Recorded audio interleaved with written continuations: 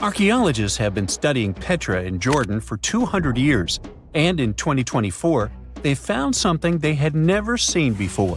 It's a tomb with at least 12 complete human skeletons and artifacts that are over 2,000 years old right in front of the treasury. Bronze, iron, and ceramic items were placed with the deceased, which shows how people honored their loved ones when they passed away. It's a rare chance for scientists to learn more about the Nabateans, an ancient group of Arabian nomads who built Petra. The objects found in the tomb under Petra's treasury are in amazing condition, but the skeletons became fragile because it's damp inside the tomb. They plan to study the remains and extract DNA to see if the people in the tomb were related. While some scientists are solving tomb mysteries, others have trained AI to find new ancient sites for them. They've created an algorithm that works with a special type of satellite imagery. This technique uses radio waves that can peek under things like sand, soil, and even ice to find hidden objects. AI will help search a huge desert on the Arabian Peninsula called the Empty Quarter for archaeological treasures. The lead scientists of the experiment trained the algorithm to recognize hidden locations using data from a site they had found before. The new tech can discover buried structures within 20 inches, which is very precise. Another groundbreaking tech, LiDAR, which means light detection and ranging, helped archaeologists reveal new hidden cities all around the world. LiDAR can see big structures beneath layers of vegetation and map even subtle changes in ancient landscapes. They use it to scan large areas from a small plane flying over places that aren't so easy to study from the ground, like dense jungle. In 2024 alone, they found new Maya settlements in southern Mexico, gardens, roads, and rivers in Ecuador's Amazon rainforest, ancient ruins on the Pacific island of Tonga, and the remains of two medieval cities along the Silk Road route in Uzbekistan. Maybe some smart technology can also explain what Marge Simpson is doing on Earth in an ancient Egyptian tomb from 3,000 years ago. The drawing, featuring a woman with yellow-colored skin, a blue crown, and a green outfit, is alarmingly like the famous cartoon character. If you don't see a resemblance here, I hope you'll at least enjoy an amazingly well-preserved necklace with amethyst and agate beads. It's from another recent find from Egypt, an ancient tomb with 11 sealed burials near Luxor. Archaeologists also found two copper mirrors, one with a lotus-shaped handle and the second with a unique design of the deity of the sky, women, fertility, and love in ancient Egypt. The hair of the figurine was originally made from almost 4,000 mud beads.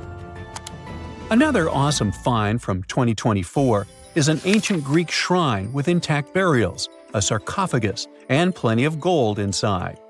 They think it was built before the year 300 before the Common Era, and the marble lions also found inside were made from the same marble as the Parthenon in Athens. Greece is so full of ancient treasures that the city of Thessaloniki will house around 300,000 of those artifacts in their new subway system. Meanwhile, archaeologists in France have found a monument unlike any other, and they can't figure out what it was used for. It's direct proof that people used to live here between the Neolithic and the early Iron Age periods. The coolest part is a monument made of 3 unique shapes that fit together like puzzle pieces. Some gravel found in the monument could mean there used to be a wooden fence called a palisade.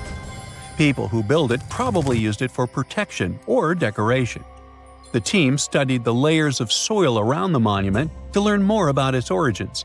The only tools found so far were sharp flint stones, not the cartoon characters, which were used during the Neolithic period. The next step will be radiocarbon dating to figure out exactly how old the site is. Now, the oldest saddle ever found so far was found in the grave of a woman near the edge of the Taklamakan Desert in northwest China. This saddle is the oldest ever discovered. It was crafted from pieces of leather that were sewn together and stuffed with straw and animal hair to make it soft. Now, normally, things made from natural materials like this don't last very long because they rot or fall apart. But the Taklamakan Desert is so dry that it helped preserve the artifact. The herdswoman who used the saddle was buried in her full riding attire. so this proves that not only men used saddles and took part in herding and traveling.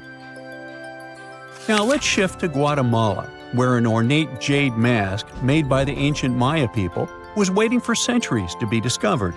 Scientists use radiocarbon dating to figure out the age of the mask. They believe the mask may represent a Maya storm deity, a powerful figure in their mythology. These kinds of masks were often made to honor Maya royalty, and they were placed in the tombs of kings and queens when they were buried. The king's tomb was also decorated with carvings made using tools crafted from volcanic obsidian. After 15 years of searching, scientists may have finally figured out where the altar stone of Stonehenge comes from. They compared the tiny minerals inside the altar stone with rocks from many places in Wales and England and ruled out lots of spots. Then they found the perfect match with a place in Scotland, more than 466 miles away from Stonehenge. This area might even be Orkney, a group of islands in the far northeast of Scotland where a lot was going on during the Neolithic period. The big question now is how ancient people moved such a massive stone so far. The altar stone is over 16 feet long and weighs more than 6 tons. The new theory is that they might have used boats to carry it across the coastline and rivers. Once it was close to Stonehenge, they theoretically dragged it across the land using wooden sleds, ropes, and a lot of teamwork. Meanwhile, in the north of France, an ancient home popped to the surface during the construction of a new house. It turned out to be a luxury urban house for the elite from the 2nd century of the Common Era. The inside of the house was destroyed by a fire, but under the destroyed layer, there are beautiful, real-size fresco paintings. Turkish archaeologists unearthed the arm and foot bones of elephants that lived around 9 million years ago. They also found fossils of early horses, giraffes, and even saber-toothed cats. They've already identified 43 distinct types of animals from this site and collected more than 4,000 fossils. One more cool find from Turkey is a 64,000-year-old workshop inside Incasia Cave. It looks like people used it for 24,000 years non-stop. There are some tools inside, like flakes and blades, which were made inside the workshop. In eastern Turkey, a farmer accidentally found a 1,000-square-foot mosaic from the late Roman or early Byzantine period just beneath the dirt. Experts say it's a one-of-a-kind thing from this region, and it's still in one piece after all this time. The pattern shows dozens of trees, plants, and animals that were found in ancient Turkey. There could be more treasures in the area, so they plan to keep digging. Our final stop will be in Sicily, where archaeologists uncovered a huge ancient thermal complex. Inside, they found 2 rooms with floors covered in colorful mosaic designs, along with a large courtyard surrounded by arched wings. As they kept digging, they discovered more parts of the ancient city. They found new roads and the remains of a huge complex, along with stretches of old stone walls that were part of the city's fortifications. These discoveries are helping scientists imagine what the city might have looked like during ancient times. No one knows for sure whether the bathhouse was built by the Greeks or the Romans, since both civilizations lived in Sicily long ago. Have you heard of Göbekli Tepe? It's an ancient site in Turkey that literally made historians rewrite history books. Over 11,000 years ago, a group of prehistoric humans crafted an enigmatic masterpiece that's even older than Stonehenge.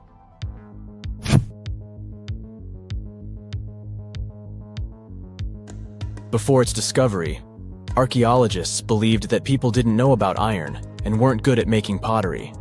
They were sure that settled life only emerged with the need for agriculture. But Göbekli Tepe changed this belief.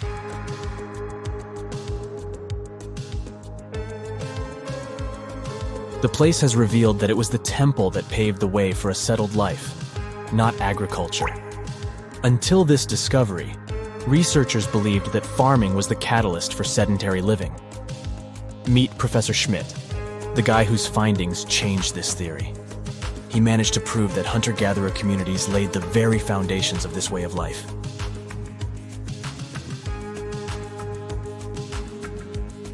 Back in the 1960s, other archaeologists visited the area.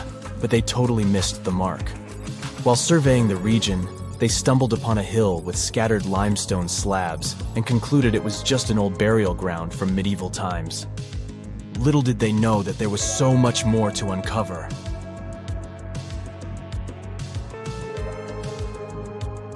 In 1994, Schmidt embarked on his own survey of prehistoric sites in the area. Surprise! He instantly realized he had discovered something truly extraordinary.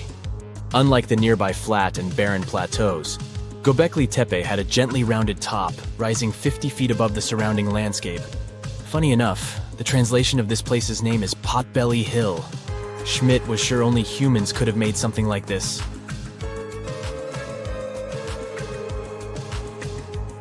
Those broken limestone pieces that were mistaken for gravestones turned out to be way more exciting. It was like stumbling upon a hidden treasure.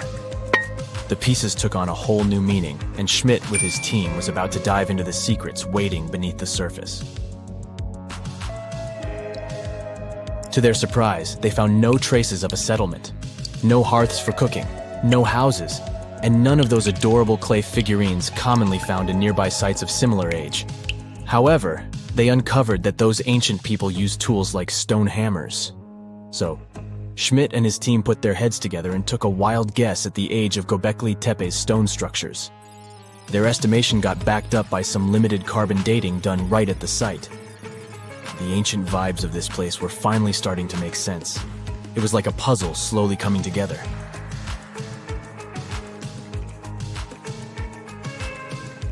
You may think that back then, people didn't have special tools to create something as cool as Göbekli Tepe. Not true. Turns out, these prehistoric folks used flint tools instead of fancy metal chisels. They were also skilled at chipping away softer limestone and crafting pillars right on the spot. Afterward, they carried the pillars a short distance to the summit and placed them upright. Once the stone rings were complete, they covered them with layers of dirt. Over time, they added new rings, and voila! You've got a cool hill to impress people in the future.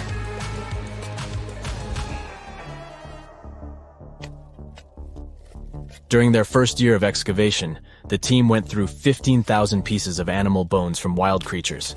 These people didn't have pet animals or grow their own food. They hunted wild animals for their meals. But things were about to change, because the place had everything they needed to start farming. Scientists say they had wild sheep and wild grains that could be domesticated. And guess what? Just 20 miles away, geneticists found evidence of the world's oldest domesticated strains of wheat at a prehistoric village.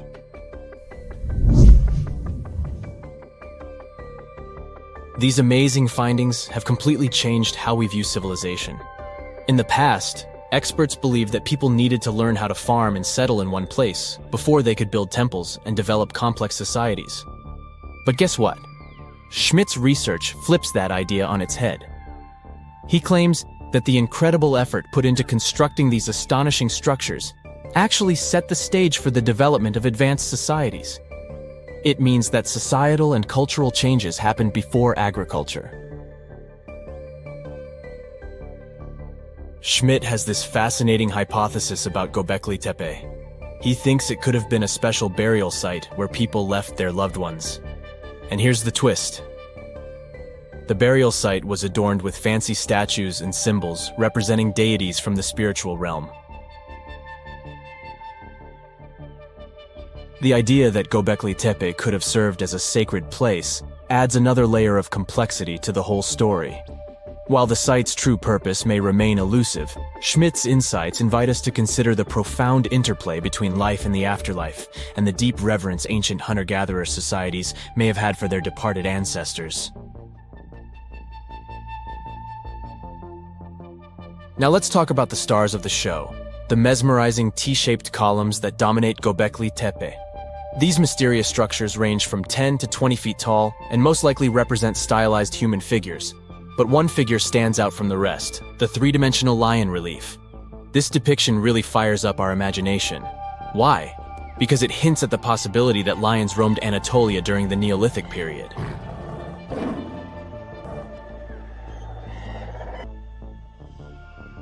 These standing stones are arranged in circles and placed in rectangular pits. Each circle has a similar setup.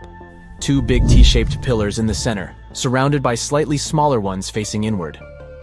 Talk about a stylish arrangement. These towering pillars reach a whopping 16 feet and weigh between 7 and 10 tons. Some pillars are plain and simple, while others are like works of art with intricate carvings. Foxes, scorpions, and vultures come to life, crawling and twisting on the pillars' sides. But it's not just animals depicted on these stones. Some pillars have abstract shapes representing humans, and even small carvings of clothing items. Some of them even have belts. Now, there's one pillar that stands out from the rest like a rock star. This super old stone pillar suggests that a comet crashed into Earth. It happened during a chilly period that lasted about 1,000 years. Previous studies examining Greenland ice cores hinted at this comet theory, but now the carvings at Göbekli Tepe prove it right.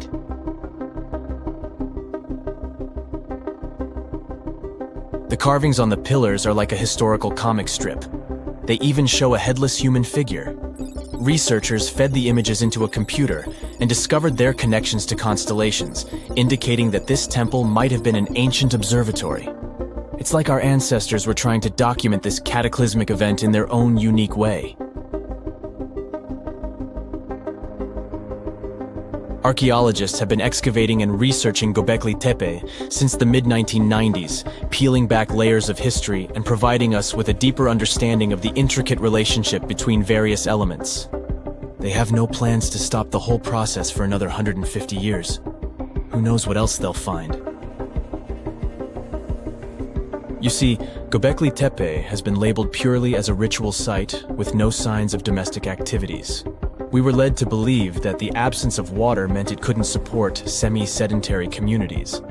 But scientists believe it's time to shake things up and approach Göbekli Tepe with fresh eyes. It's time to question what we believed before and use new evidence and different ways of thinking. Like, there might have been a group of people living in the area who didn't stay in one place all the time. They moved around a bit but still had their own civilization, living in the area semi-sedentarily. Göbekli Tepe is not just home to a single temple, but an astounding collection of over 20 ancient structures. As archaeologists delve into the depths of this wonder, they are unraveling its unique layout, featuring 2 prominent focal points at the heart of each establishment, complemented by smaller structures and dividing walls.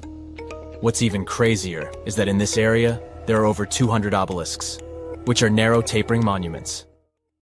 Lake Michigan is one of the largest and most mysterious freshwater lakes in the United States. And now, deep inside it, scientists have stumbled upon something unexplainable. Vast, round craters scattered all across the lake's floor. It all started in 2022. A team of researchers wanted to map the lake's bottom and look for some shipwrecks. At first, they were sure it's going to be just some typical rocky terrain or sandy patches. But what they saw on their sonar screens stopped them cold. Strange, circular shapes that looked almost too perfect to be natural. They were hiding about 500 feet beneath the surface, in places where the water turns dark and impenetrable. Those guys are huge, ranging from 300 to 600 feet wide. They also plunge nearly 40 feet deep. And there are dozens of them, neatly arranged like some footprints. But the team had no idea what these things were. Then, in August 2024, the mystery only deepened.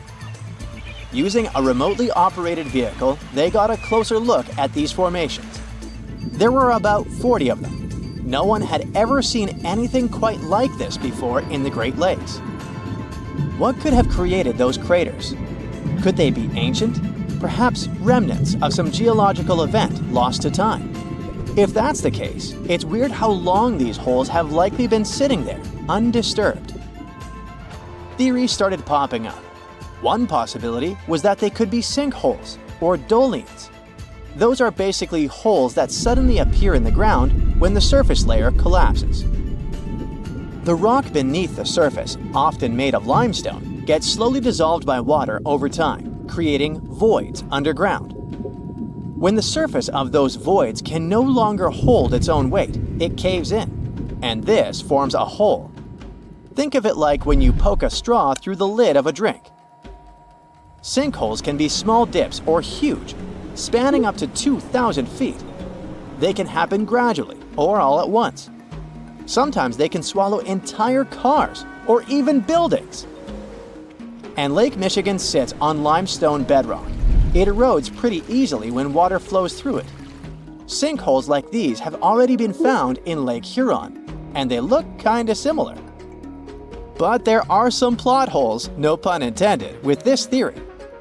For example, it's wild how they all would be so huge. It's also weird and pretty rare for sinkholes to occur in a lake bed. They also kinda resemble a straight pattern. They seem to extend generally southward, forming a loose line, which is pretty weird. If these are sinkholes, then they're definitely not playing the usual geological rules. Though it might be some new, unusual process at play beneath the lake's surface that we haven't discovered yet. There's another theory though: glaciers. Glaciers are wild rivers of ice. They covered much of the Earth during the last ice age, and they're incredibly powerful. While they might move slowly, sometimes only a few inches per day, they have such immense weight that they can reshape entire landscapes over thousands of years. Glaciers can grind and scoop the land beneath them. They're basically like colossal bulldozers. Their weight, combined with the slow but steady movement, grounds down everything beneath them: rocks, soil, even bedrock. This can create deep gouges in the Earth's surface, called glacial troughs. During the last ice age, there were lots of glaciers all over the northern US, including the Great Lakes region. If they moved across what is now Lake Michigan, they could have carved out these deep holes. Glaciers often move in a pretty straight path. As they move, they cause terrain to erode, but the resulting erosion varies based on terrain. Sometimes there are places where the bedrock is softer or fractured, and these places are more easily carved and crushed by the glacier. That could explain why some holes could be bigger and deeper than others. Harder bedrock is less affected. But usually this leads to rounded, crescent-shaped depressions known as chatter marks. Those marks are more like grooves rather than circular, big craters like those in Lake Michigan. Once the glaciers melted, the Great Lakes themselves formed. If the craters were formed by them, they may have filled with water, becoming part of the Michigan Lake. Though this theory is more like a speculation, so we need more evidence. But there's another layer to this mystery. The craters are not just curious geological formations. They actually may hold valuable clues about early life on Earth. Parts of Lake Michigan, especially dark ones, are relatively low in oxygen. It's like a lighter version of deep ocean environments that often have very little of this element. For example, hydrothermal vents deep in the ocean, underwater openings in the Earth's crust with some hot, mineral-rich water that are often very low in oxygen. But some organisms love places like these. For example, opossum shrimp. Teeny tiny shrimp-like creatures that love cold, deep waters. They get their name because they have a pouch to carry their young until they're ready to be on their own, like an opossum. Or deep-water sculpin fish, small bottom-dwelling fish that also enjoys cold lakes. They're well adapted to living in dark waters and usually stay close to the lake bed. And weird organisms like invasive quagga mussels, which kinda look like shells. These are small freshwater mussels that have spread there to the Great Lakes. They attach themselves to hard surfaces and can cause problems for ecosystems by competing with native species for food and space. All these guys could be in Lake Michigan, and even more. There might be microbes or even bacteria that are specially adapted to these harsh conditions, just like it was in Lake Huron. There's only a handful of creatures that could survive deep within these craters, and studying them could give us insight into how life once flourished in Earth's ancient, oxygen-poor oceans. That's because it's in places similar to these, where some of the earliest life forms thrived. Early Earth had an atmosphere with little oxygen, although it was much more hot, and ancient microbes adapted to this. The Great Lakes, especially Lake Michigan, have always had a bit of a ghostly reputation. Like even this mission was organized to study the shipwrecks. There were about 6,000 of them in the Great Lakes. Many of these wrecks are still sitting on the lake beds, preserved by the cold, fresh waters. And shipwrecks aren't the only strange things tied to the Great Lakes. Over the years, there have been stories of unexplained disappearances. Boats and even planes have vanished without a trace. The lakes, often calm on the surface, can suddenly turn dangerous with unpredictable storms and massive waves, leading to these mysterious events. Not even mentioning all the creepy stuff people noticed there over the centuries, such as ghostly lights above water or bizarre weather patterns like eerie, sudden fogs that seem to appear out of nowhere. In 2007, they even discovered some prehistoric structure that looks like Stonehenge there. Well, it was way smaller, but still. It lay about 40 feet below the surface in the heart of Grand Traverse Bay, and it's speculated to be about 9,000 years old, way older than Stonehenge. Looks like this is a print of those who lived in the area thousands of years ago. These massive stones are arranged in a careful, winding pattern stretching over a mile. They range in size from basketballs to compact cars. But one, in particular, stands out. A boulder 3.5 to 4 feet tall, 5 feet wide. It's etched with the image of a mastodon, a creature that roamed the earth about 11,000 years ago before it went extinct. It probably sank there during the end of the last ice age we mentioned. This period had reshaped the region. This place is underwater now, but back in the day, it was still dry land. So the stones were probably created by people who lived there, though we're not sure why. Were they used as hunting blinds? Or was it some sort of an ancient calendar? Who knows? Only about 15% of the Great Lakes floors have been explored. Now, scientists are gearing up for a deeper dive into this mystery, both literally and figuratively. They want to analyze the lake beds surrounding the craters, hoping that maybe something in the environment around them might have caused them to appear. They have initiatives like Lakebed 2030. These missions should map the entire underwater landscape. This would help us learn tons of interesting stuff about Lake Michigan and our planet's past.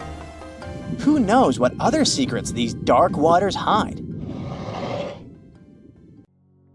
When diving into the icy depths of the Pacific Ocean, 13,000 feet down, something strange happens.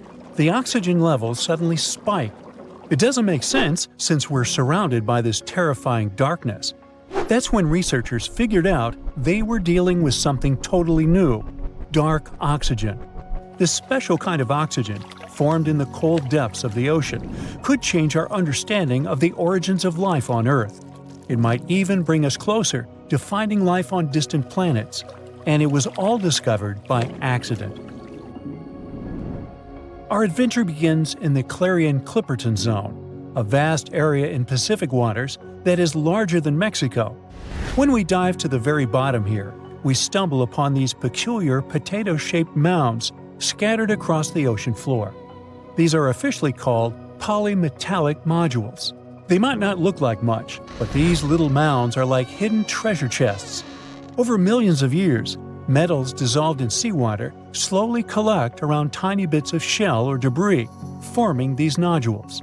Inside them, you'll find valuable metals like manganese, nickel, copper, and cobalt. These elements are crucial for making batteries, like the ones that power your cell phone and electric vehicles. That's why the Clarion-Clipperton Zone has become a hotspot for deep-sea mining. Today, 16 deep-sea mining contractors have permission to explore around 20% of its seafloor. This rush to the depths has made researchers curious to find out what's down there.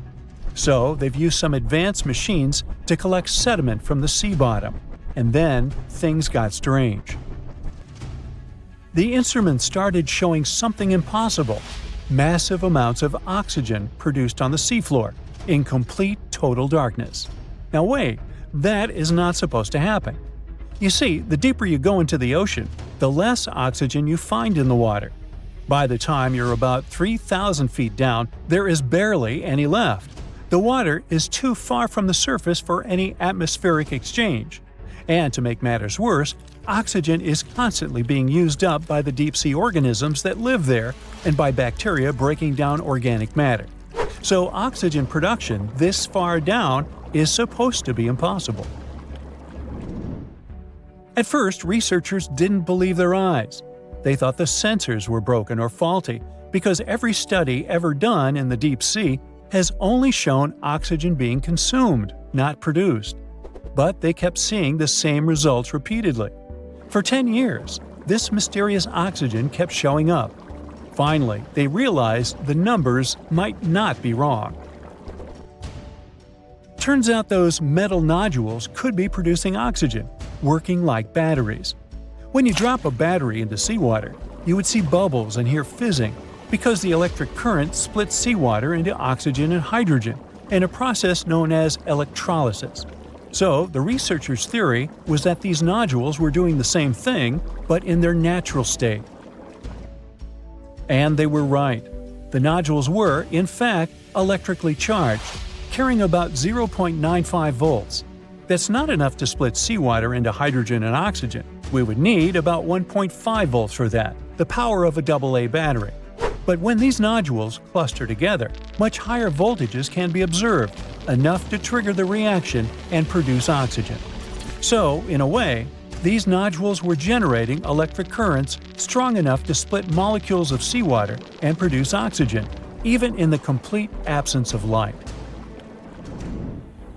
This discovery is fascinating because it completely flips our understanding of how oxygen can be produced.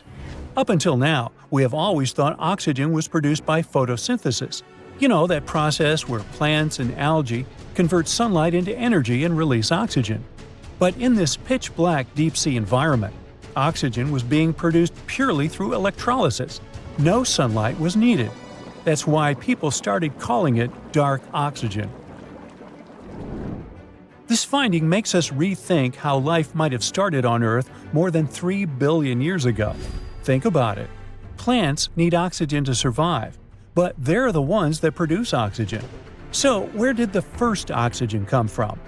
This complex issue sounds a bit like a chicken and egg situation, but it might have an answer now that we know oxygen can be made in ways that don't need sunlight or photosynthesis.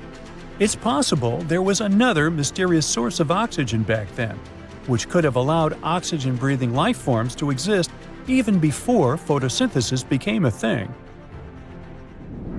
The dark oxygen doesn't just change our understanding of Earth's past. It also opens up new possibilities for life elsewhere in the universe. If this process is happening here on Earth, it might also be happening on other planets or moons. Take Saturn's moon Enceladus or Jupiter's moon Europa, for example. Both appear to have salty liquid oceans hidden beneath thick layers of ice. Could dark oxygen be creating oxygen-rich environments in these oceans too? The implications go beyond our solar system. This discovery makes us rethink how we define potential habitats for life. As we explore exoplanets orbiting distant stars, understanding dark oxygen production could help us identify places where life might exist under conditions completely different from those on Earth. Instead of only looking for planets with sunlight, scientists might need to search for signs of chemical reactions that could support life even in complete darkness. This is all exciting news, but let's not forget how our story started, with deep-sea mining. This is how this process usually works. Companies send down a remote-controlled underwater vehicle, like a tractor, to crawl along the ocean floor. This vehicle picks up the metallic nodules and sediment and pulls them through a pipe up to a ship on the surface. Once they have the nodules, the crew sends the leftover sediment back into the ocean at mid-depth. The sediment eventually settles back down to the ocean floor. So is deep-sea mining good or bad? It's hard to say. On one hand, we found a massive and exciting deposits of metals that are essential for creating new clean technologies like solar panels and electric vehicles. With the demand for these critical materials skyrocketing, and it could grow by up to 600% in the coming decades, deep-sea mining could be a game-changer. Some studies even argue that this activity might be less harmful than traditional mining. Since it happens far out at sea, it might help us avoid destroying forests or polluting water supplies.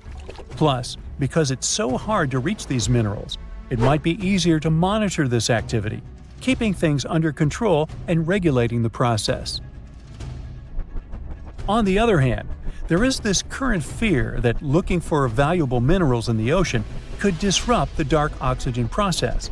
Those metal-rich nodules aren't just sitting there doing nothing. I mean, they're actively participating in the chemical processes that shape our planet. So they could be playing a key role in everything, from nutrient cycles to the formation of new life. Scientists believe that mining could eventually damage marine life and seabed habitats that depend on dark oxygen. Despite its remote location and extreme conditions, the Clarion-Clipperton Zone is home to a surprisingly diverse and mysterious range of deep-sea creatures, from ghostly white sea anemones and deep purple sea cucumbers to tiny marine isopods, the distant cousins of the pill bug. But we know little about what's down there. It's believed that 90% of the creatures that live in the deep waters of the Clarion-Clipperton Zone are unknown to science. I mean, we do know about their existence, but they don't have an official name and the species can't be identified. Since the eerie creatures that live in pitch-black depths are still pretty much a mystery, it's hard to say if they or their environment would be really at risk if deep-sea mining continues at full speed. What experts do know is that we need more studies, more data, and more understanding. So, a mysterious discovery was made deep in the Red Sea, the so-called death pools. Woo, that's scary. In 2020, researchers embarked on a dive into the Red Sea. The mission spot was in the Gulf of Aqaba, between Saudi Arabia and Egypt. Near the end of their expedition, as they ventured deeper into the darkening waters, they noticed some strange seaweed floating above the seafloor. They decided to use a remotely operated vehicle and investigate it. Suddenly, they discovered these strange, motionless lakes of water within the sea. These are called brine pools. They're basically pockets of salty water deep on the ocean floor. And when I say salty, I mean it. Sometimes they're up to 8 times saltier than the ocean water itself. Mysteriously, they don't mix well with the surroundings.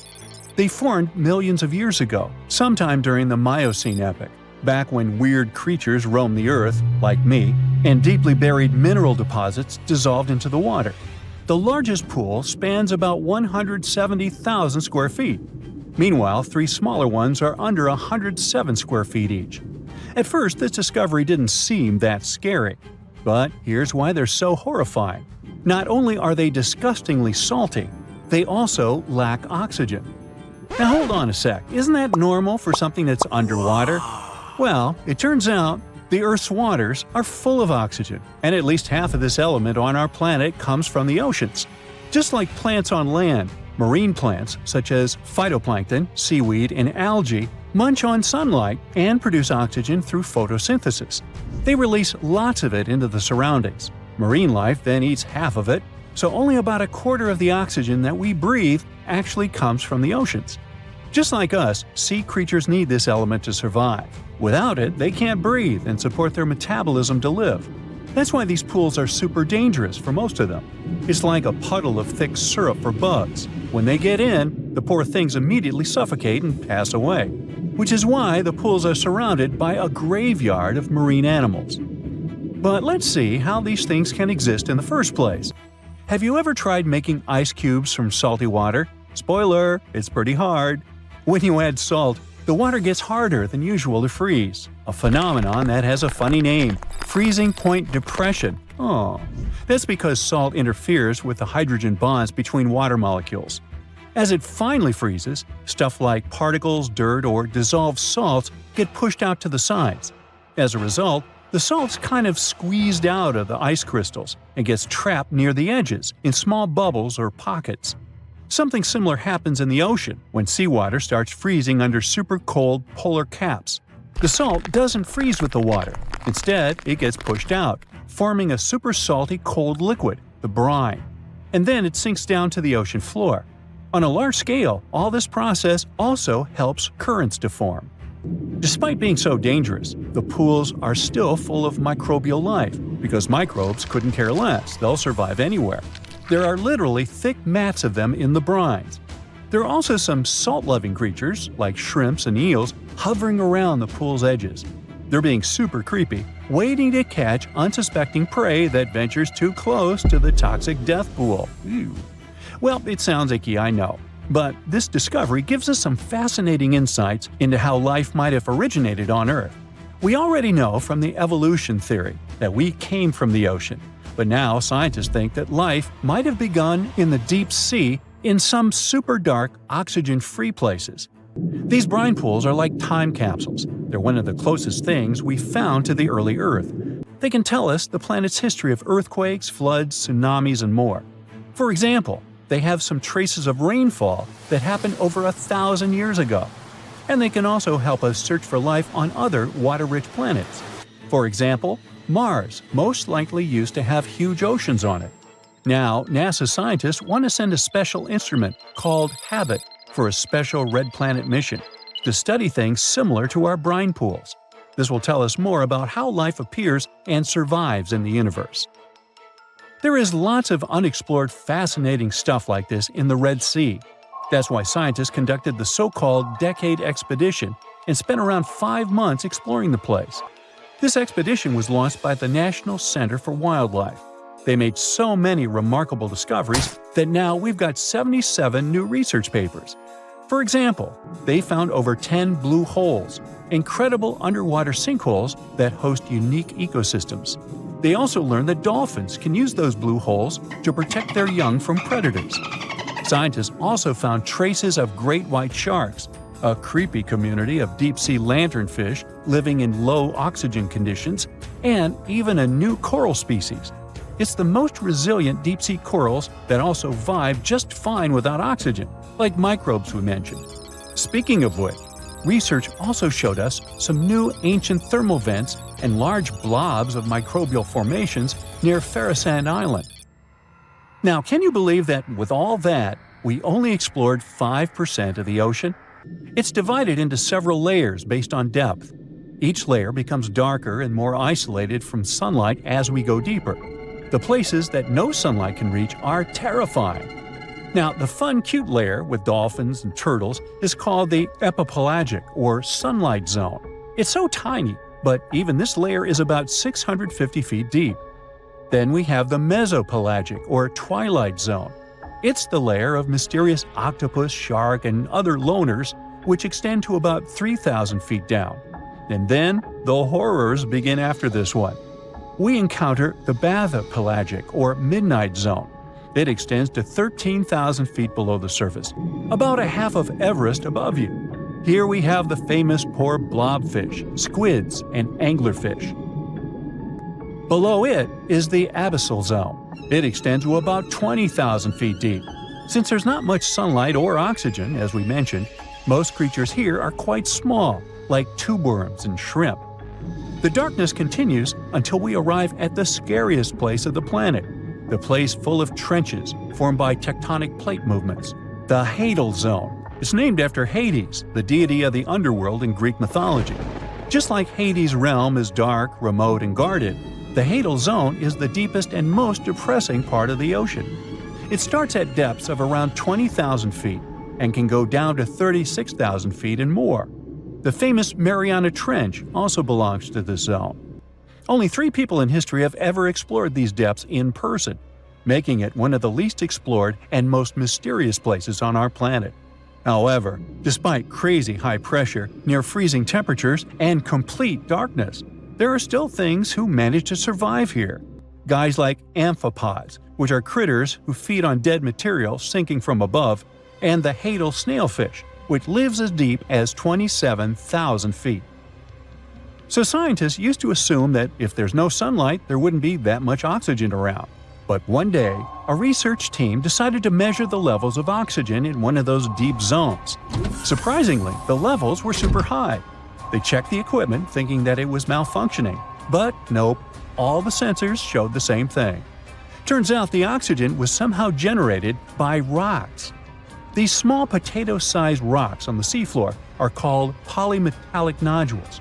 They're rich in metals like copper, nickel, and cobalt, and they're basically like small batteries. When you put a battery in salt water, it can produce bubbles of gas, a process called electrolysis.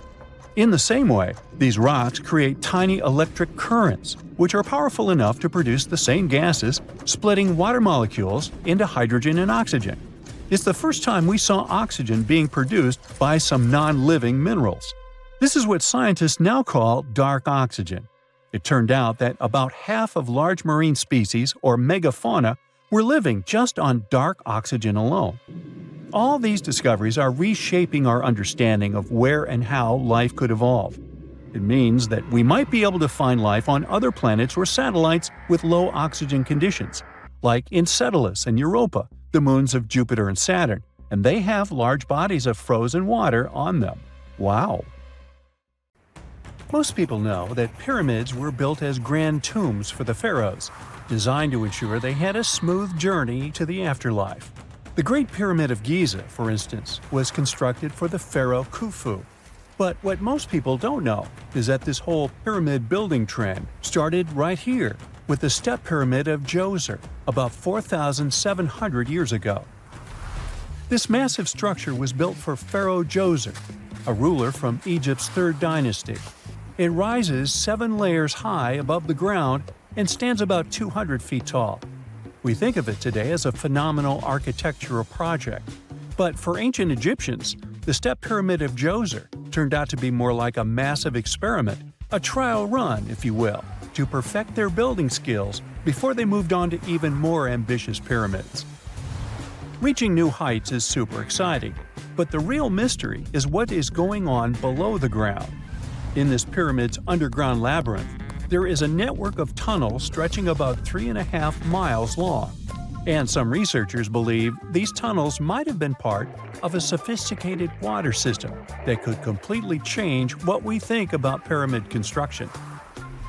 Let's talk about this massive complex located in Saqqara. Surrounding the pyramid, there's what's known as a dry moat, a continuous trench that is up to 164 feet wide and almost 2 miles long.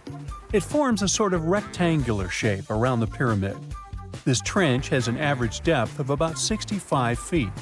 Now, if you were to add up all the earth and rock they dug out to create this moat, it would be about 10 times the volume of the step pyramid itself. For the longest time, people just assumed this trench was nothing more than a huge quarry, a place where they dug up stone and clay to build the step pyramid. Makes sense, right? But when you take a closer look, it doesn't add up. The trench is too narrow and deep to be practical for mining, and its layout doesn't match anything we know about ancient Egyptian quarrying methods. Plus, some sections of the trench are actually covered with a rocky ceiling, which would have made it nearly impossible to use as a quarry. Another theory suggests that the dry moat had some kind of spiritual significance. Maybe it was a sacred place, where souls of nobles gathered to serve the late king in the afterlife. There are even niches in the walls that work as a hint at this spiritual function. But most researchers believe that this purpose likely developed much later, long after the complex was built for Djoser. So what was the moat really designed for? In 2020, a researcher came up with a pretty intriguing idea. It is possible that this trench was actually designed to collect and manage water, especially after heavy rainfalls. Now, that makes sense when you consider the location. The moat sits in an area that could easily have been flooded by runoff water from nearby plains. This could also explain why the trench wasn't used for new graves until much later when the climate became drier and less prone to flooding. The story becomes even more intriguing as this trench appears to be part of a larger, more complex hydraulic system within the Djoser complex. It is like the trench has several compartments, carefully carved out of the rock and connected by tunnels. These compartments likely served as a part of a water treatment system, where water would flow from one compartment to the next, getting cleaner as it moved along. Now, here is where things start to tie into the pyramid itself. The Djoser complex has a series of underground shafts, and some researchers think that water from the moat's deep trench might have been used to power a hydraulic lift system. And this giant water-powered elevator could have been used to raise the heavy stones needed to build the pyramid. It worked like a volcano, but instead of lava, water did the heavy lifting. Imagine a big deep hole in the ground at the center of the pyramid site. Inside this hole, there was a huge wooden platform, kind of like a giant raft that could move up and down. When the workers wanted to lift a heavy stone, they would fill the hole with water.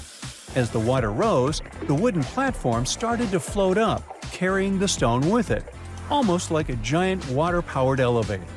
When the stone reached the right height, the workers slid it off the platform and onto the pyramid. The idea is that water from the deep trench, after being cleaned and filtered, would flow into these shafts. A massive float, possibly made of wood, would then rise as the water filled the shaft, lifting the stones up to where they were needed for construction. Once the stone was in place, they'd let the water out, lowering the platform back down to the bottom, ready to lift the next stone. This fancy hydraulic lift system could have been a game changer, making the whole building process a lot faster and more efficient without using a lot of workforce. It is like the ancient Egyptians were already embracing the whole idea of work smarter, not harder. But of course, not everyone is on board with this theory. Some experts argue that the area where the step pyramid of Djoser was built couldn't have held enough water from occasional rains to maintain such a fancy hydraulic system. The main theory suggests that, in the past, there might have been some kind of lake nearby that would have filled up after a period of rain, and this lake could have supplied water to the complex's hydraulic system. But there is no mention of such a lake in any ancient Egyptian writings, so it might be more of a what-if situation than a reality. And then there's the issue of the hard work itself. Remember when I said this method could have allowed the ancient builders to raise stones with far less effort? Well, that might not be entirely true. According to some experts, just building this hydraulic device would have required a lot more heavy work than simply moving the stone blocks using good old-fashioned manpower. And let's not forget, the step pyramid of Djoser is like a baby pyramid compared to those that came later. The stones used for Djoser's pyramid weighed, on average, about 660 pounds each, which is nothing compared to the more than 2.5-ton blocks used later for the pyramid of Chephren. If this cool water lift theory gets completely ruled out, we still need to explain how this pyramid was built in the first place. To answer that, we need to rewind a bit and talk about the original plans. See, before Djoser's tomb became a pyramid, the idea was to construct a simple mastaba. This type of tomb was pretty common in earlier periods, a flat-roofed, rectangular structure with sloping sides. But after the original mastaba was finished, they decided to expand it a bit by adding more layers on top. And then they added even more layers, until the construction reached 6 distinctive steps, each one smaller than the previous. And they probably did all this by raising those heavy stones using ramps, not a water-powered elevator. There is still so much we don't know about the step pyramid of Djoser. More research is definitely needed to fully understand how this system worked, or if it even existed at all. But the idea of using water to help build the pyramid adds a whole new layer to our understanding of ancient Egyptian engineering. It's a powerful reminder of just how clever and resourceful those builders were, using the natural landscape and the power of water to create one of the most iconic monuments in history. Now, have you ever seen cricket balls that are 3 billion years old? Klerksdorp spheres were found in deposits of the mineral pyrophyllite in South Africa and rock the science world. They do look like tiny ancient cricket balls with seams-like lines around the middle. Back in the 1980s, some folks claimed these spheres had been made by an advanced pre-flood civilization we know nothing about. One museum curator shared stories about how they rotated on their own in a display case. There was also a TV show that invited a psychic who declared the spheres were pieces of an ancient spaceship. But according to geologists, these spheres are actually pretty common concretions or spherical objects formed by different minerals than the surrounding rock. The seam-like lines are just imprints from the host rock's layers building up over time. The Klerksdorp spheres come in different shapes, from noticeably flattened spheres to distinct disks. As for that episode when one of these spheres spun on its own, the curator of the Klerksdorp Museum cleared that up too. He said that when he put one sphere on its glass shelf when a journalist came to visit, the sphere naturally rotated a bit because it's round. The area where the museum is located often experiences earth tremors from gold mining activities nearby. The oldest known human-like footprints could be 6 million years old. They were found on the Greek island of Crete in 2002. If the number is correct, it would mean that early human ancestors may have migrated between Europe and Africa much earlier than we previously thought. This doesn't mean Africa is not the cradle of humankind, though. It could just prove that early human ancestors moved back and forth between continents. Some researchers believe the footprints were left by a bipedal creature possibly related to an early human ancestor nicknamed El Greco. According to scientists who studied them, the footprints have a very human-like shape, with 5 toes and a parallel big toe. Some scientists are skeptical about it and suggest the prints might be from a late European ape. The new study analyzed fossilized marine microorganisms found in the sedimentary rocks to determine the footprint's age and prove it's actually 6 million years. The next amazing find that keeps scientists entertained is the Dorchester plot. It's a beautifully crafted metal vessel with some fancy geometric designs embossed in shiny silver. The pot was discovered in, who could have thought, Dorchester in 1852 under quite unusual circumstances. During a powerful blast, the pot broke into 2 pieces. Scientists believe it was originally embedded within a rock or boulder known as pudding stone. The rock from which the Dorchester pot emerged is dated to be around 500 million years old. So it could mean the pot itself is also that old. The current and less exciting theory suggests that the Dorchester pot is a Victorian-era candlestick holder.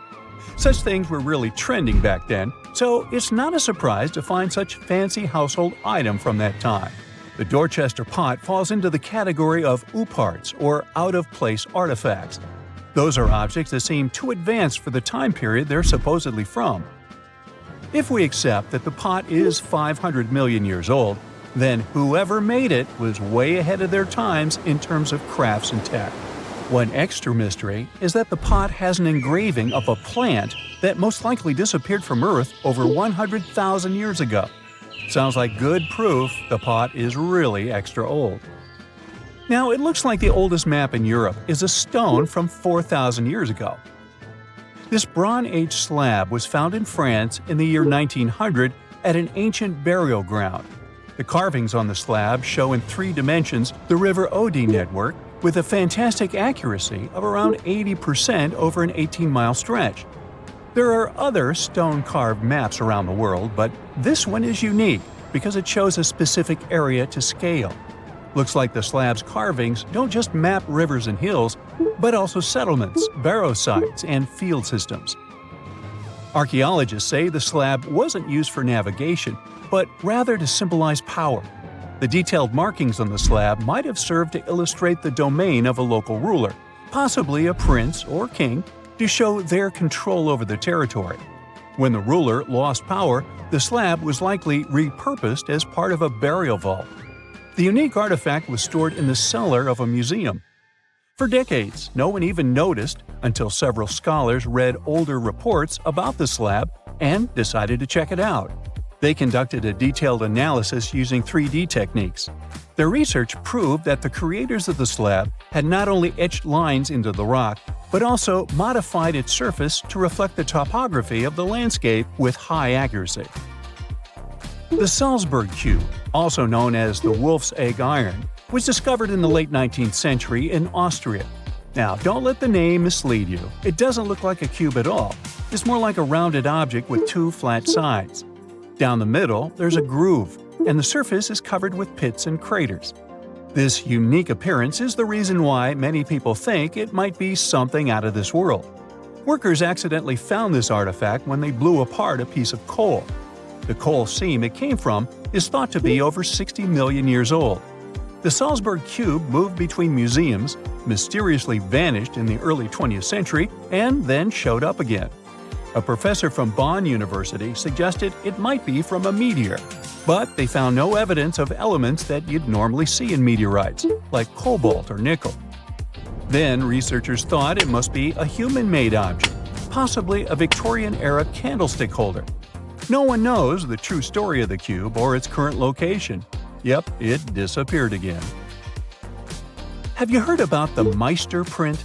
It's a fossilized sandal print discovered in 1968, and it has sparked a lot of intrigue. There's a trilobite inside the print, which supposedly went extinct around 500 million years before humans even existed. But many historians think this age is an exaggeration. When Meister found the fossil, it was authenticated. But the scientist who did it didn't confirm it was a human sandal print. He only agreed there was a trilobite there. When another scientist visited the site, he found a 6-inch impression he believed was from a child's moccasin. But the footwear seemed to be new. So, could it be evidence of time travel? Proof that humans existed millions of years earlier than we thought? Or a sign that someone else visited early Earth? Or is it just a rock formation that looks like a sandal print? We still don't have the answers. Back in June 1936, a couple was walking along Red Creek in London, Texas. London, Texas? Yeah, when they stumbled upon something unusual. It was a piece of wood sticking out of what seemed to be an ancient rock formation. About 10 years later, their curious son decided to crack open the rock to see what was inside. And he saw a hammer, which looked surprisingly modern. Then, one unique finds enthusiast decided that the rock encasing the hammer was from the Cretaceous period. This would mean that someone dropped a 19th century hammer while dinosaurs like Triceratops were still roaming the earth. So, if this hammer was truly from the Cretaceous period, then the whole evolutionary theory would be wrong.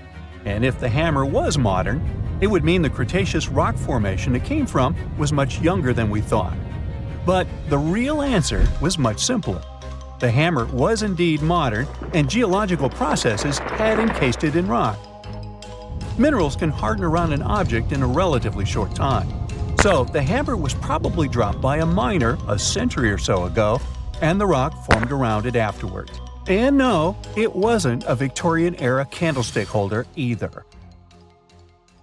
The most exciting accidental discovery I've made in my life was a $10 bill in my old winter jacket.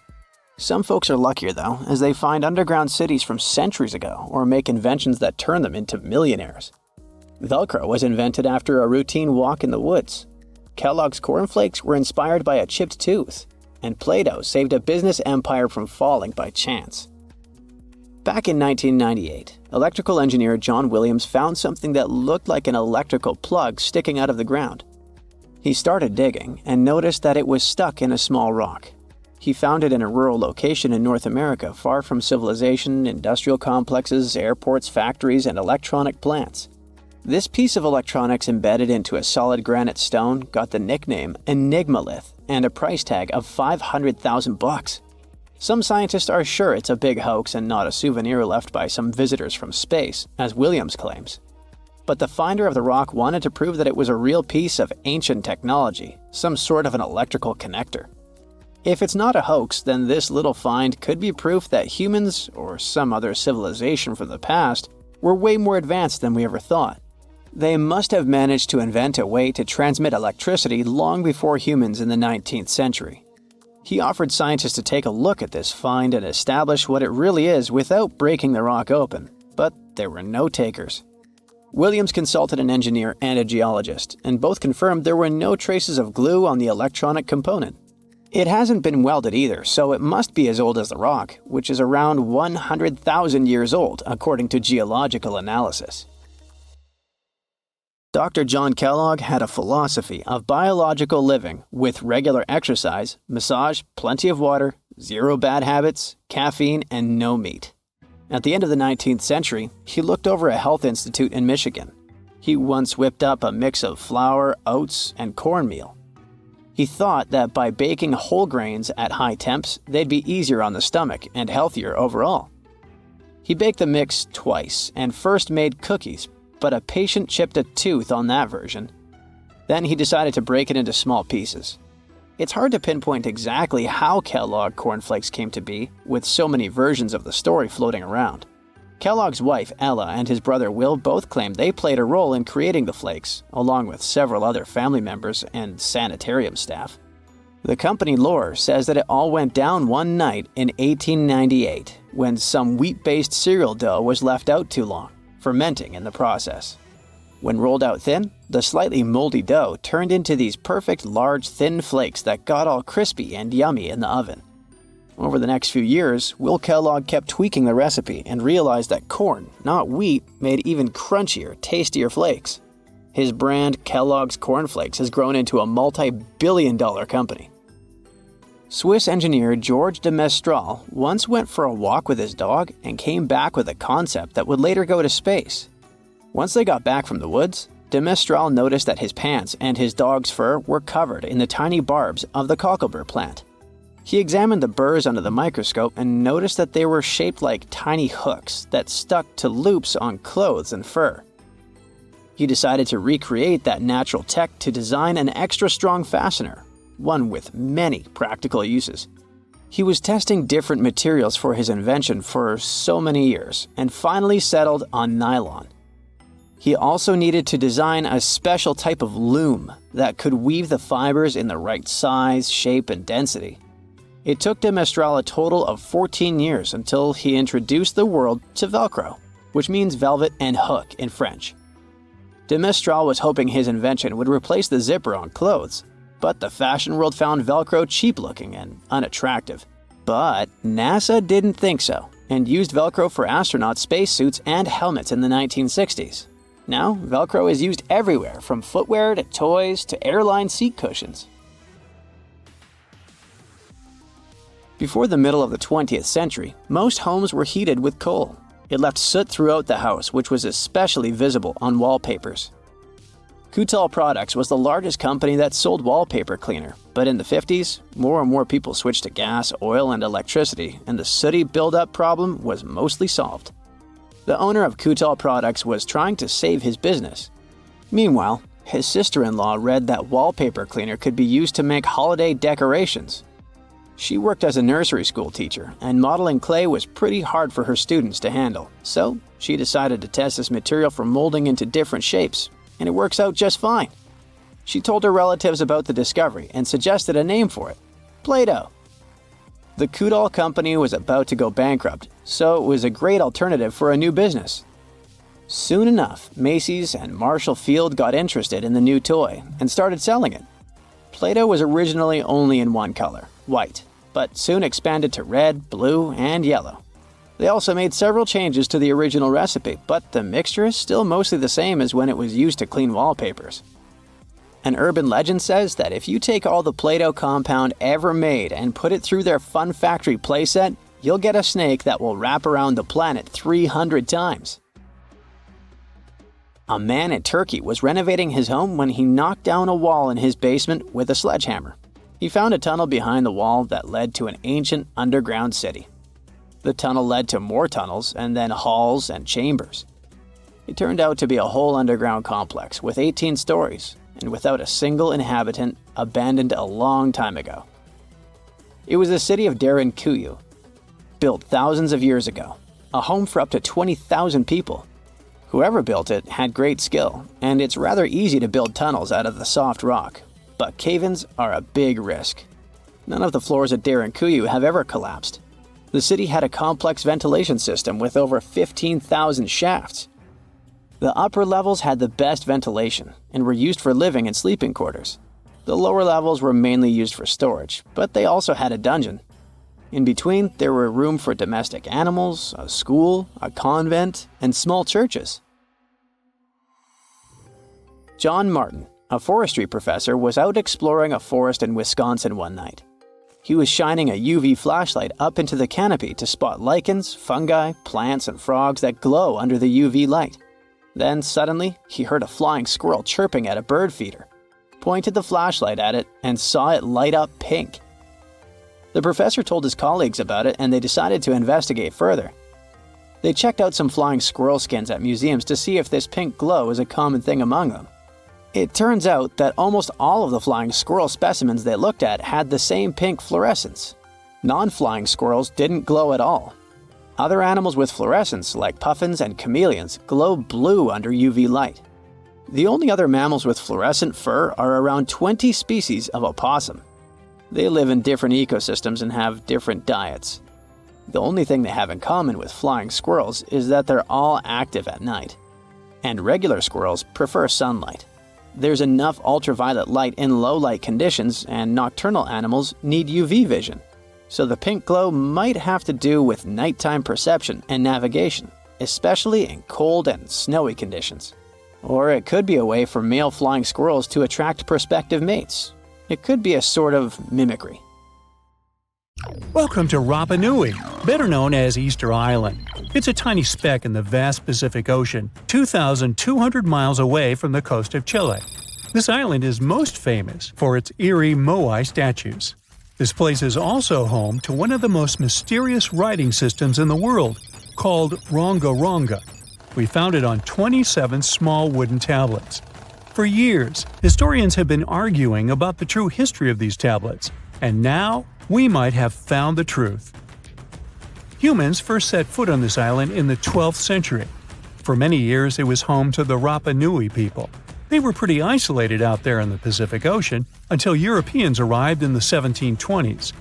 Europeans brought with them lots of troubles, leaving only a small fraction of the native population alive. Later in the 19th century, a missionary, Eugene Iro, went to the island and discovered the wooden tablets with intricate symbols carved on them. He wrote how marvelous they are, but there are hundreds of them on the island, and that they can be found in every household. But unfortunately, not all of them survive to this day. We've only got 27 of them. Some of them were heavily weathered, burned, or otherwise damaged, and now they're scattered all over the world in museums and private collections. Some of the language's artifacts were carted off to Tahiti and then to Europe by Europeans, leaving none behind on Easter Island itself. The 4 sacred tablets found their home in a congregation in Rome. They were the ones used in the recent discovery. For years, historians have been arguing whether this writing system was made up by the islanders themselves or they borrowed it from Europeans. To find the truth, they decided to use a technique called radiocarbon dating. All organic materials, like wood, charcoal, and so on, contain a tiny amount of a radioactive form of carbon called carbon-14. When life comes to an end, things stop taking in carbon-14, and the amount they had starts to decay over time. By measuring how much carbon-14 is left in a sample, we can assume how old this sample is. This is how we learn the age of many fossils and artifacts. So, they looked at the age of some Rongo-Rongo tablets. 3 of them were crafted from trees grown in the 18th or 19th century, which aligns with the arrival of Europeans. However, one of them is older than the Europeans' first visit to the island. There are 2 reasons to believe that Rapa Nui people created this writing system themselves. First, Rongo-Rongo works differently from European languages. Decoding it is a pretty hard task. Unlike English, this language boasts over 400 unique glyphs, none of which resemble any known writing system. There were many attempts to decipher this language, and none of them were successful so far. And second, one of the tablets is shown to be from around the 15th century, before the Europeans arrived. The problem is that radiocarbon dating can only tell us when the wood the tablet was made from was cut down, not when the writing was put on it. And since we've only got one tablet to go by, this isn't enough to be completely sure. On the other hand, why and where would they preserve cut wood for over 200 years just to grab it and write something on it one day? But anthropologists and historians say that it's possible. Scarce wood resources might have led the islanders to reuse old driftwood, which could be centuries older than the writing itself. This is known as the old wood problem in archaeology. Plus, the tablet looks very preserved. It was maintained to protect it from wood-damaging insects, humidity, and so on. That's why it survived over the centuries. Whatever is written on it, it was probably important for the Rapa Nui people. Now, all of these are guesses and clues, but scientists are cautiously optimistic. They believe that Rongo-Rongo could be one of the rare instances of independent writing invention, like those of the Sumerians or the Egyptians. But we need more evidence. In the Rapa Nui language, Rongo-Rongo means to recite or to declaim. Not everyone could write, only a select few. Probably only the elite of Easter Island, mostly men, knew and could read this written language. After colonization, none of them survived. So now we have to rack our brains trying to figure out what's written here. First, scholars can't agree on what type of script it is. We aren't even sure that this was their language. But even if it was, we don't know whether it's a primitive form of writing or a fully developed system. In the 1990s, a linguist, Stephen Roger Fisher, believed he might have cracked the code of Rongo-Rongo structure. His idea was that these tablets conveyed cosmogonies. Cosmogonies are stories or narratives that explain how the universe was created and how natural phenomena came to be. They often come from ancient traditions and cultures, like those found in East Polynesia. The tablets could have talked about things like how the world began, where everything came from, and how different aspects of nature, like the stars or the mountains, were formed. This would also explain why only the wise elite could write. Fisher thought that Rongo-Rongo is a mix of logographic and semasiographic systems, which means that some symbols represent spoken words, while others represent ideas or concepts. But deciphering them would be very hard because it requires extensive memory and knowing context, because the symbols are more like hints than complete expressions. However, other language experts disagreed with his ideas, saying there were problems with how he put together his theory. Unfortunately, Fisher couldn't prove this hypothesis. Maybe these are just drawings. If we look at the tablets, there are some things that look recognizable: people, animals, plants, and geometric shapes. There are some birds. One of them looks like a frigate bird, which Rapa Nui people associate with the deity Maki-Maki. There are also fish, centipedes, and so on, or at least these glyphs look like them. Could it be just art or a form of decoration? Maybe, but there are some problems. The glyphs show a high degree of complexity and structure. They also keep the same style. For example, there are several symbols that show something human-like with a raised hand. The only difference is different heads. As if it wasn't complicated enough, this unique writing style also uses a system known as reverse boustrophodon. This means that each alternate line is flipped upside down, resembling nothing seen elsewhere. We don't know why they would turn the tablet upside down after each line. But all this shows that they had some sort of system and organization behind these symbols. Plus, it seems like they use these tablets every day for some practical purpose. But there's some hope for the future. New technology, like AI and other computer programs, might help us understand lost languages. We already started creating algorithms that could help us solve other mysteries, like the Voynich manuscript. Academics even organized the Vesuvius Challenge, a machine learning competition that, in 2023, cracked the riddle of the ancient Herculaneum scrolls. The scrolls were buried under volcanic mud after the catastrophic eruption of Mount Vesuvius in 79 AD. In real life, the scrolls are very fragile, so deciphering them would be a very hard task. But with digital scanning and machine learning, it's much easier. They have a rich history. They most likely belong to the personal library of an Epicurean philosopher named Philodemus. These scrolls contain very important insights into Greek philosophy and Latin literature. If we decipher more of them, we'll learn more about the rich history of the Roman Empire. A gruesome discovery took place in Egypt some years ago. You want to hear about it? 16 human hands, carefully buried in 4 eerie pits.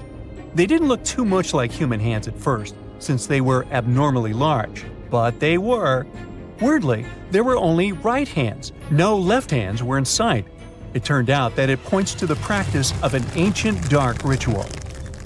Old Egyptian art and tales talked of a ceremony where warriors would present the right hand of their adversaries as proof of victory and ask for gold in return. Egyptians believed in the afterlife, so cutting off someone's hand meant you cut off their power eternally. Guaranteeing this type of defeat was interesting to the winning party. Here, the fight was between Egyptians versus Hyksos, who lived in what was once known as Canaan. Egypt has always been the center of some history-changing findings, and some time ago, this papyrus was found. If we stretched it open, it would be just a tad bigger than the height of a skyscraper. The world's tiniest skyscraper, which is located in Wichita Falls, Texas. When humans didn't write on their notes app, they wrote on this thing, made from the medulla of a papyrus plant. Around 2,000 years ago, ancient Egyptians wrote something reminiscent of a book where they describe most of their funerary traditions and their visions of the afterlife. It's considered one of the most important texts from ancient Egypt and is still sold in bookstores to this day. This ancient manuscript was unearthed from a chamber located just south of the Pyramid of Djoser, located in Saqqara. Oh yes, Djoser is the oldest pyramid in Egypt and not the Giza pyramids like most people think. So recently, the site of Saqqara buzzed with excited archaeologists who probably found one of Egypt's oldest complete mummies. They believe that this beautiful and well-preserved mummy was that of a wealthy man. He was discovered in a deep shaft, covered in layers of gold leaves. There are many symbols that show he was an important and wealthy man, like the band he wore on his head, the bracelet on his chest, and the fact that he was embalmed with a tunic, which was reserved for Egypt's finest. The most exciting part of the entire discovery was finding the resting place sealed with mortar, just as the ancient Egyptians had left it 4,300 years ago. Now this may sound weird, but back in 2008, archaeologists discovered a missing pyramid. Now it went missing because it deteriorated over the span of 4,000 years. Today, you can only see its base. It was a pretty important site back in ancient times. It is said that around the area of the pyramid, the ancients hosted a special type of ceremony where high priests would carry mummified remains of sacred bulls. Now here's a fun fact. Ancient Egyptians believed that Apis bulls were earthly incarnations of the city deity of Memphis and was connected to rites of fertility. It wasn't just any Apis bull, though. They needed to be all black, with a single white mark between its horns and a bunch of very specific characteristics. They were selected by the local priests and honored until they passed away. After that, they were mummified and buried in underground galleries. Meanwhile, this missing pyramid sort of disappeared around the 1800s. It was a German archaeologist who first found it in the village of Saqqara. He called it the Headless Pyramid when he first found it. But then, years after the official discovery, the desert sand came along and covered the whole thing. There were some excavations between the 19th and 20th centuries, but they weren't too systematic. That's why scientists were so thrilled when they dug an entire pyramid's base after removing the 25-foot mound of sand that was covering it. Oh, and it turns out American archaeologists are excavating a cemetery in Egypt that could contain over 1 million mummified bodies. So far, archaeologists have dug around 1,700 mummies. One of the main differences from other classic Egyptian mummies is that these people weren't kings and pharaohs. They were commoners that most likely lived about 1,500 years ago, when Egypt was controlled by the Roman and Byzantine empires. The name of the cemetery is cool, though, the Way of the Water Buffalo, just in case you want to check it out on your next trip. Other than bulls and buffaloes, ancient Egyptians also liked baboons. Are you seeing a pattern here? In the beginning of the 20th century, archaeologists discovered a site filled with mummified baboons in a place called, guess what? The Valley of Monkeys. An animal wouldn't have been mummified if it wasn't considered important. Certain animals were more important than others, since they were linked to specific deities. Jackals were connected to Anubis, the ancient god of the afterlife, and cats were likened to the female deity Bastet. Baboons were a pretty big deal, since they were believed to be connected to Thoth, the deity of wisdom and advisor to Ra, one of Egypt's supreme deities. The archaeologists who studied these animals weren't too happy. They think these baboons were kept inside and were deprived of sunlight for most of their lives. They had extreme vitamin D deficiencies and they were poorly fed. Maybe Thoth got angry with these baboon keepers. Just a guess. Since there's never a boring day for archaeologists in Egypt, they also found human mummies with golden tongues. Since Egyptians were all about the afterlife, they believed that golden tongues might help a person speak once they pass to the other side. I mean, it's a long shot, but hey, why not? Some of these mummies were placed in wooden coffins with goods, such as necklaces, pottery, golden artifacts in the shape of lotus flowers and scarab beetles, and iPhones. Just kidding. A new temple was also unearthed recently in Egypt. Scientists believe it was dedicated to honor Zeus Cassios. That deity would be a cross between Zeus, the almighty Greek deity of the sky, and Mount Cassios. While digging around the Sinai Peninsula in Egypt, archaeologists spotted 2 pink granite columns poking out of the ground, and bingo. They believe these columns represented the temple's front gate and collapsed during an earthquake many years ago. And speaking of deities, there weren't only super serious deities. Recently, scientists unearthed a golden ring in a city south of Cairo. No, Frodo, it's not magical. It was a normal gold ring, but it had the depiction of the deity of fun, officially named Bes. This deity is often described in sacred texts as a happy, chubby dwarf. Today, many tattoos we get are sorta deprived of any sense and are made of aesthetic purposes only. In ancient Egypt, though, women would get tattoos as a token of protection for childbirth. That's what scientists think, at least. Around the Nile region, scientists found some mummies that had well-preserved tattoos, which is a rarity since the skin deteriorates so easily. 2 of these women tattooed their lower backs, and the drawings were simple. They were mostly pictures, including that same chubby dwarf we just talked about, Bes. He also had a side hustle as the protector of women during childbirth. Now, would you believe me if I told you ancient Egyptians invented robots? No? Well, that's because that's not entirely true. Sure, they were astronomers, mathematicians, and engineers, and somehow they also squeezed an eccentric invention into that package: an automated deity some scientists called Hathor. This wooden statue had been in the Metropolitan Museum of Art for years before someone noticed its secret. With the help of an X-ray machine, specialists discovered a mechanical operating system inside it. The pulley-like axis goes from the statue's shoulder to her left leg. When the system rotates, the statue raises and lowers her hand. Hey, pick me! Pick me! I got my hand up here. In February 1961, 3 adventurous rock lovers were searching for geodes near Olancha, California. They took one of their findings home and studied it because it looked pretty unusual. They managed to cut through the matrix and discovered something unexpected inside. Instead of the usual mineral formations, it had a cylindrical object resembling porcelain inside. There was a metal shaft at its center, and around it, a hexagonal sheath made of copper and some unidentified substance. Its discoverers were hoping they had found an example of some unknown technology from 500,000 years ago. It could be proof that there was a hyper-advanced ancient civilization like Atlantis, or that time travel was real. Maybe someone came all the way from the future and accidentally dropped the item. Or maybe some intelligent extraterrestrial beings brought it when visiting Earth. If any of these theories were true, it would mean that scientists have to completely rewrite all human history as we know it. But not everyone shared the excitement, and truth seekers and alternative archaeology circles were trying to solve the mystery of the so-called Koso artifact until the late 90s with theories and debates. Then a group of skeptics took images and x-rays of the discovery and showed them to spark plug collectors. They have identified the artifact as a spark plug with corroded metal components from the 1920s and not ancient technology at all.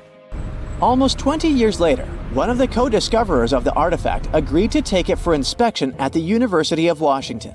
They officially confirmed it was a 1920s-era champion spark plug.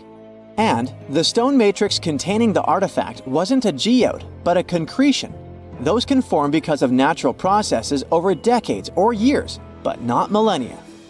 The Koso artifact is a good example of an out-of-place artifact, which is a thing in pseudo-archaeology. It's something found in a place or time where it shouldn't logically be. These artifacts seem too advanced for the time period they're found in. They could also mean human activity existed when humans weren't supposed to be around. The Baghdad Battery is another example of such an artifact. It was found in the 1930s by a German archaeologist and consists of a clay jar, a copper cylinder, and an iron rod going through the jar's stopper. Its top, which was broken off, probably had been sealed with asphalt. Its discoverer noticed that it had two different metals and possibly an electrolyte, which are key components of a battery. There are no ancient writings to support this theory, but when scientists ran tests and filled it with an ionic solution like vinegar or wine, it showed that it could conduct electricity. If it really was a battery from 2,000 years ago, it might have been used in ancient medical practices, or even embedded in statues to make it look like they were buzzing to impress people.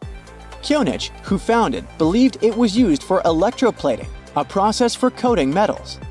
Even if it was used as a battery, the Baghdad artifact could only produce a small amount of energy, around 1 volt of electricity. So, some people believe it was used as a storage container for sacred scrolls. Back in the 1930s, a couple stumbled upon something strange while walking along Red Creek in London, Texas. It was a piece of wood sticking out of what looked like an ancient rock formation. Around a decade later, their son, who was really curious to find out its secret, decided to crack open the rock and found a surprisingly modern hammer inside. This discovery caught the attention of Carl Bau, a young Earth creationist who claimed the rock surrounding the hammer dated back to the Cretaceous period. He saw it as evidence against evolutionary theory. After some investigation, scientists proved that the rock was not as ancient as it seemed. Geological processes have just encased the modern hammer over time, so it wasn't evidence of humans coexisting with dinosaurs like the Flintstones, as some hoped. It was just a case of a miner dropping his hammer centuries ago and nature doing its thing. A Chinese archaeologist supposedly stumbled upon some caves that seemed to serve as a burial ground for small beings with big, oval heads. Alongside these remains, there was rock art depicting figures with round helmets, the sun, the moon, the earth, and stars connected by groups of pea-sized dots. They also found over 700 mysterious stone discs etched with spiral grooves. Things got even weirder when these discs were sent to a Chinese professor who claimed the grooves were actually written characters.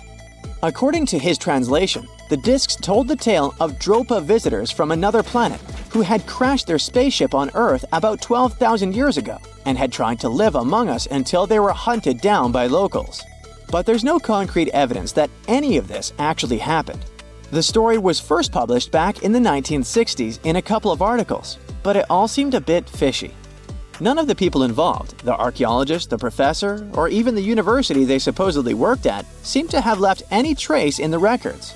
And while there is a group in Tibet called the Dropka, they're fully human, not extraterrestrial visitors, and there's no solid proof that the Dropa stones exist at all. In a remote part of China, there are some bizarre pipe-like formations known as the Beigan pipes. A local explorer found them back in 1996, protruding from Mount Beigan and along the shores of Tosan Lake nearby. Some people thought they were the work of ancient guests from other planets. When samples of the pipe material were tested, they contained mostly common minerals, but there was a mysterious 8% of unknown stuff. Special testing revealed that these pipes had been there before humans. Chinese geologists later visited the site and suggested that these pipes were formed naturally over time. It could be sediment piling up in the fissures in the earth, or even fossilized tree roots from the area's lush past, but it's not certain. There's a mysterious terracotta head in Mexico with a hard-to-pronounce name, discovered back in the 1930s during a burial excavation. This head looked a lot like fancy Roman statues, so it wasn't clear what it was doing in Mexico. For some reason, the discoverer kept it secret for several decades. The head was found in a pyramid with 3 floors about 40 miles from Mexico City, alongside gold, copper, and pottery. Some argue that if this head really is many centuries old, it could mean the Romans or some other civilization had made it to Mesoamerica before Columbus did. There are also drift voyage theories mentioning a shipwreck after which some artifacts and survivors made it ashore. Some suggest that this figurine head was a little souvenir brought over by the Vikings. But there's no solid archaeological proof of the Vikings meeting the folks in Mesoamerica. There are some artifacts floating around, but none of them have been stamped as undeniable evidence of pre-Columbian contact. So the mystery of how this head ended up where it did remains unsolved. While digging a trench along a river in Romania, workers found a wedge, which is now famous as the aluminum wedge of Ajud, or the object of Ajud. Right next to it, there were some mastodon bones. Those distant relatives of elephants lived 11,000 years ago, so the wedge is probably of the same age. The cool part is that it's made of aluminum, a metal not even discovered until the 1800s. This material requires serious heat to produce. The wedge is also covered in a thick layer of oxide that's been sitting there for hundreds of years. Some folks believe this wedge must have crash-landed here on a spacecraft from some other planet. Some scientists think it's all a hoax, and others suppose it might be a human-made object with an unknown purpose.